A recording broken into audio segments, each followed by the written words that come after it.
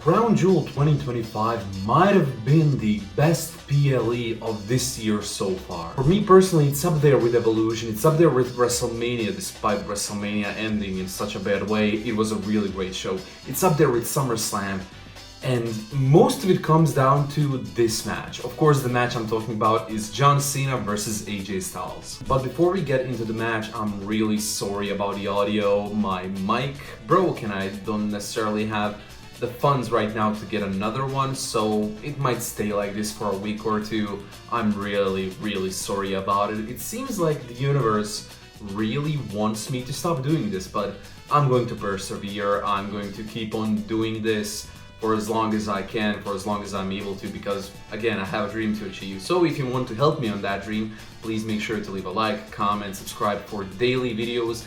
And for a little bit, coming Monday through Friday, I'm going to be uploading twice a day.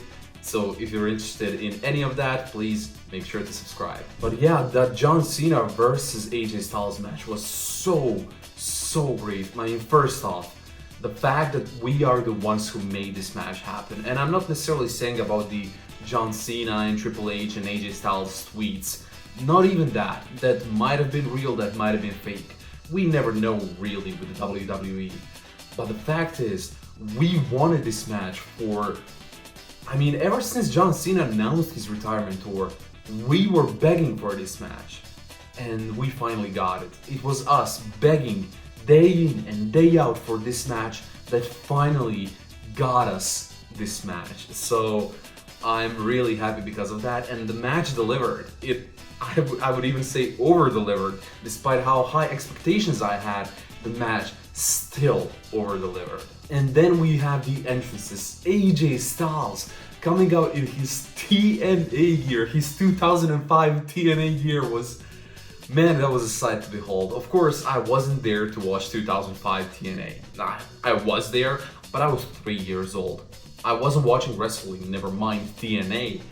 But I do often go back, watch some clips, watch some matches, and just seeing that AJ Styles and this AJ Styles in the same gear, that was such a great moment. And then the announcement happened. Alicia Taylor announced AJ Styles the same way she announces John Cena. And that was because of John Cena, who handed her a little slip of paper, and man, that announcement, it immediately got me hyped. And you could see that AJ Styles had no idea what was going on. He wasn't really aware of what John Cena wrote at the very least. Because the moment Alicia Taylor said Bullet Club, you could see on AJ Styles' face, it was like, are we allowed to say that? And they somehow are. And yeah, of course, she announced him as the true leader of Bullet Club, or I guess the boss of Bullet Club. And she also announced him as Total Non-Stop Action, which was such a great moment. And then we get into the match, which was, I can't say it's the best match of the year, because what defines a match? This is not a Dave Meltzer match. I'm not sure what Dave Meltzer gave it, but I would be surprised if it's like over 3 stars. But this match was a show. It really was a show. It's what wrestling is all about. It's about being romantic to the things you like. And this show, in this match, I guess, let me just read you some of the stuff that happened in this match, or I guess some callbacks or some, I guess, shoutouts to their previous enemies. So you had the skull crushing finale, you had the Coquina clutch, you had the accolade, of course, Rusev, you had the walls of Jericho, of course, Chris Jericho, you had crowd chanting, "This is awesome," and then we had the Sister Abigail, and at this moment I got really emotional. I managed to get through John Cena doing the Sister Abigail. Now, for all of you who don't know, who don't necessarily follow this channel, Bray Wyatt is my guy. When I first started really getting into wrestling, I of course watched wrestling basically my entire life, but I started really getting into it in like 2014, 2015. Bray Wyatt was my guy. Like, when I first got into it, I was so obsessed with him, and I am to this very day. And when John Cena hit the Sister Abigail, John Cena being basically Bray Wyatt's biggest opponent, and Bray Wyatt being one of John Cena's greatest opponents. And I don't think anyone can deny that he was, I'm not saying he was the biggest one. You had Edge, you had Randy Orton, but Bray Wyatt is like on the Mount Rushmore of John Cena opponents. And when he did the Sister Abigail, and then the whole crowd put on their flashlights, Fireflies never die, man. Fireflies never die. The fireflies will forever live on. And they started singing, "He's got the whole world in his hands." Man, I got emotional. I'm getting emotional right now. And then you cut to John Cena, clearly feeling all of it, looking up at the sky, saying thank you. That's when I burst out, like crying. I couldn't stand it. Man, that was such a great moment. I loved it. But apart from that, we got a DDT off the ropes into the RKO, which of course is Randy Orton. He even went for the punt kick at one point. You had the choke slam, which I think was more of a reference to the Big Show rather than Undertaker or Kane, but it might have been a reference to all three. You had the crowd chanting 619, and at this moment I was like, no way John Cena's doing a 619. He can't even like get through the ropes. His shoulders are way too big for that. And then he sets AJ Styles up for the 619, and I was like, ain't no way this is going to happen. I mean, you could clearly see this was on the fly. You could clearly see that, and that was the beauty of this match. They were just like, let's make the crowd enjoy it. And then, of course, AJ Styles interrupted him because 808 John Cena is doing a 619. Then AJ would do a 450 splash, which, of course, I knew he could do it, but at the age of 48, he's doing a 450 splash. Then AJ Styles would also tune up the band and deliver a sweet chin music, which was another great moment because this wasn't a super kick. You have a lot of people doing super kicks.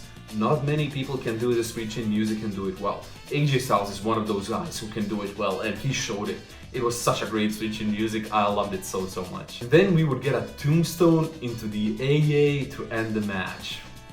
Man, this match was probably the most fun I've had watching a match ever since, I would say, the Rock and Roman Reigns versus Seth Rollins and Cody Rhodes match. This might be the most fun I've had since then, which means a lot because that match was just pure fun. Really fun, and this match was on the same level, if not more fun. Like, I would maybe even go back to say it goes back to the Firefly Funhouse match since the last time I've had fun with a match this much. Because again, this wasn't a great technical match by any means. It had some fine stuff and everything, but it wasn't like a technical masterpiece. 6 stars in the Tokyo Dome. No, this was just a really fun match for the crowd, for us fans, and I loved it. I really loved it. But now let's get back to the start of the event, which was Roman Reigns versus Bronson Reed in an Australian street fight. And this match, it was also really good. It was playing to the crowd mostly, which I loved. It was basically just a mirror of their Clash in Paris match, just with street fight rules, which ruled. It really ruled. It was so fun. The stop sign was one of the funniest spots I've seen in a while, just because of how silly it was, and everything was really fun. There were cricket bats, you had the Australian football or rugby ball. I'm not sure which one they play in Australia. I think it's rugby, I think so. But yeah, whichever one it was, that was such a great moment. A lot of really fun stuff. And then the match kicked into second gear with the entrance of Braun Breaker. And I was like, okay, now we gotta get Jey Uso. We got both Jey and Jimmy Uso coming in to help. And then Bronson Reed and Braun Breaker won 3-on-2 against Roman Reigns, Jey Uso, and Jimmy Uso. They won 3-on-2 in a handicap, basically. Bronson Reed would pin Roman Reigns. In what universe am I living in? Like, really, what universe am I living in? Because that was such an amazing moment. Such an amazing moment. Like, right now, you could really see the vision with both of these. Of course, everyone knows Braun Breaker is the future of this company. But no one really thought of Bronson Reed as being on that level. In my mind, he's as close to that level now as possible. Again, really love this match. After the match, we would even get some acting with Roman Reigns saying how he doesn't want to see the Usos until Christmas, walks out, and then Jey Uso mirrors him. He's like really trying to be mini Tribal Chief, and I'm really interested in where this storyline is going. Next up, we had the Tiffany Stratton versus Stephanie Vaquer match, which was just a good match. That's it. There wasn't much build. Stephanie Vaquer won as she should have, and that's about it. There's really nothing to talk about when it comes to this match because there was no story, there was no nothing. It was just an okay match, some pretty cool spots, and that's it. Then after the John Cena versus AJ Styles match, we had Rhea Ripley and Io Sky versus Asuka and Kairi Sane, and this was a really great tag team match. It was really built up for Rhea Ripley, but I loved how it wasn't just all about Rhea Ripley. It was actually mostly about Io Sky, which I love because Io Sky is the main player in this storyline. And Rhea Ripley, of course, there was much build up to her because we were in Australia. She can't just be tagging in every 5 seconds. There has to be some build up to that tag, and when she finally got the tag, that was amazing. A lot of stuff, really great stuff. And this storyline is still in its early days. Now, I believe that it was Asuka and Kairi Sane who should have won this match, but I don't really care. It's the early stages of the feud. There's so much stuff that can be played off of this. And yeah, of course they were going to make Rhea Ripley win in Australia. Of course that was going to happen. Ain't no way she's losing, especially as a babyface. And then we get to our final match, which was one of my favorite pieces of just pure storytelling in a long time. Now, the build to this match, if you watch this channel, you would know I loved it. I loved it so much.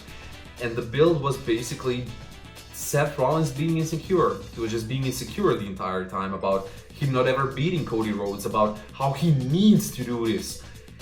And that was the story told throughout the match. Seth Rollins felt like he needed to do it like a man. And there was even that one spot where he took the watch, the Rolex that Seth Rollins bought for him, and he said, "No, I'm going to beat you like a man." But no matter what Seth Rollins did, no matter what, he did a coast-to-coast headbutt. It still didn't work. He could not keep Cody Rhodes down.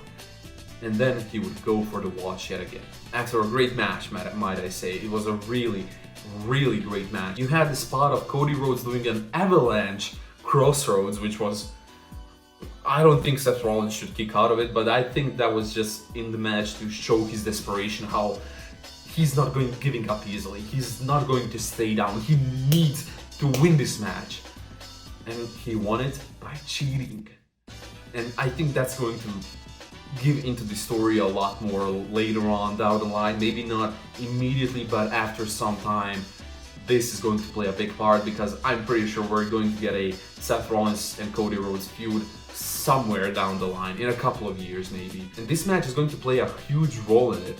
And yeah, as I said, Seth Rollins would cheat, he would grab the watch, he would knock the referee, he would hit Cody Rhodes with the watch, hit him with an avalanche, or not necessarily is that an avalanche? I think it's an avalanche. With an avalanche stomp, 1, 2, 3, Seth Rollins is your Crown Jewel champion. I can't believe these two guys made us care about the Crown Jewel championship. I love it so much, and yeah, thank you for watching.